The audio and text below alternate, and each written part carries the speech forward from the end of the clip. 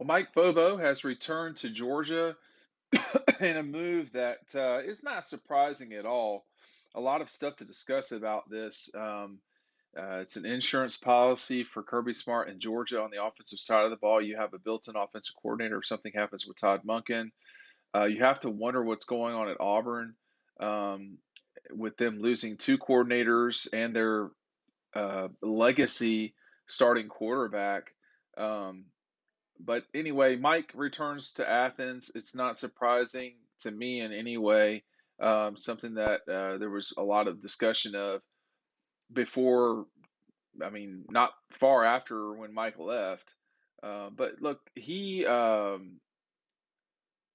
obviously played at Georgia, was at Georgia from 1993 until 2013, 14, 15 when he went out to Colorado State. I went out to visit him. I'm going to tell you about that in a second. Make sure you're getting DAWGSTRUCTION, y'all. I mean, we're not so far from sending this thing to the printer, and got a really nice finishing up the article about, or the article, the part of the book about the second Alabama game, and breaking down some of the big plays in that game, and just how cold it was. Man, let me tell you something.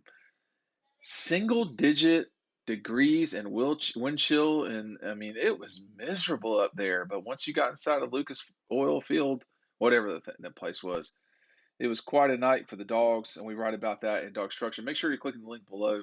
Thanks for watching all these videos. Let me tell you a little bit more about Mike Bobo and his time at Georgia and his time since. I mean, you know, Colorado State has had a long history of not being great. And I think he got them to bowl game 2 years in a row or three, which was like the first time that had ever happened. But in the new world of college football, if you don't succeed and succeed pretty quick in a big way, you're gone. And so he uh, decided to leave Colorado State. It was a mutual thing, according to the school. I mean, I don't know if that's real or not, but then he winds up at South Carolina. Takes over for Will Muschamp at the end of the 2020 season to be the interim head coach. Gets them to the end of the year without too much damage in terms of missing games, and then goes to Auburn, where I'll be honest with you, I, I don't know what's going on at Auburn right now, but it doesn't look good. And so he gets fired from Auburn and winds up at Georgia, where he spent all but about a half a decade of his adult life. I mean, you think about him coming in off the bench when Eric Zeier got hurt against Georgia Tech in 1994, and he proceeds to come in and absolutely hammer Georgia Tech in that lopsided win over the Jackets at the conclusion of that 1994 season. Comes in, starting quarterback in 1995, breaks his leg or whatever happened there at Ole Miss in Ray Goff's final season as coach. Hines Ward is the quarterback at times at the end of that season. They were barely held together in 1995. That was a disastrous season.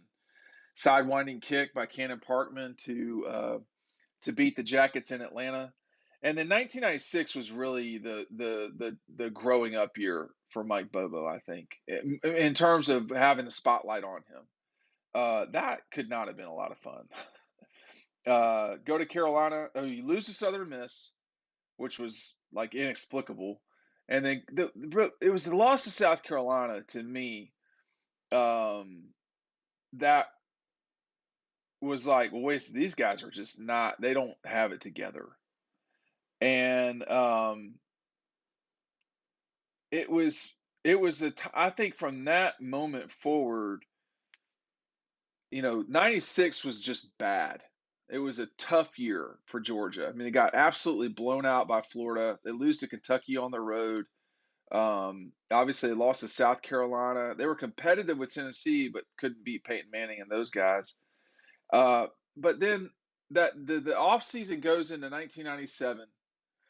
Obviously, Kirby Smart was around for all of this stuff, but Kirby was an afterthought in many ways until 1997 and 8. I mean, Mike really took the brunt of the criticism and so forth. But Kirby Smart wasn't the head coach and he wasn't the starting quarterback. Coming in '97, kind of get going, beat up on Carolina. Um, Robert Edwards really starts playing well. It was a Mississippi State game where they absolutely drilled Mississippi State. And then, were kind of outclassed by Tennessee, I would say. But then the win over the Gators and the win over Kentucky, um, those were both big games. Kentucky set up the win over Florida, and that night with Mike, I mean, the that was Jacksonville always meant more to Mike Bobo. It seemed than any other game, and I've been around for a lot of this stuff, and I remember his reaction after '97. I remember his reaction after 2012, grabbing Malcolm Mitchell and dragging him to the ground, hugging him, and um, you know, Mike Bobo has been has loved Georgia for a long time, and Georgia's not always loved him back. that that's been the truth of the journey that Mike has had over the years. And maybe it's been the same for Kirby. I don't know. They love him. They certainly seem to love him back now. They didn't when he was at Alabama, and it's been the case for Will Muschamp to some degree too. I don't know Will Muschamp in any way, but um, it's tough being a player at Georgia, okay, to start with. Stetson Bennett and Aaron Murray can tell you about that. I'm sure Jake Fromm could and Jacob Eason. But then to get into coaching and live the professional life of being the offensive coordinator at Georgia and consistently getting bombarded by critics and so forth, that's got to be hard. And Mike has lived through that for a long time. And another quick Mike, I got a lot of Mike Bobo stories because he's a little bit older than I am, but his wheelhouse times at Georgia, I lived a lot of those times, whether I was in college or a student at Georgia in graduate school or covering Georgia over the last however many decades. So my the first game that Mike Bobo actually calls the plays is the 2006 Tech game in Atlanta in Athens. And Georgia's losing and they're down 12 to like 12 to I can't remember what the score was, but they were losing and they needed a touchdown.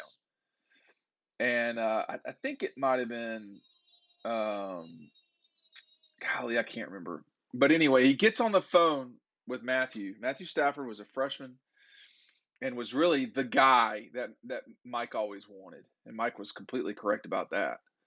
And he got on the phone with Matthew and said, "Hey, look, you're just gonna have to do it. You're just gonna have to drive the ball down the field to win, and that's all there is to it." And Matthew did with help from his friends. But Matthew guided Georgia down the field to take out a Georgia Tech team that was a pretty good Georgia Tech team in 2006. They certainly were not bad. And then his decision to leave Georgia, I think, was the right one. It just didn't work out.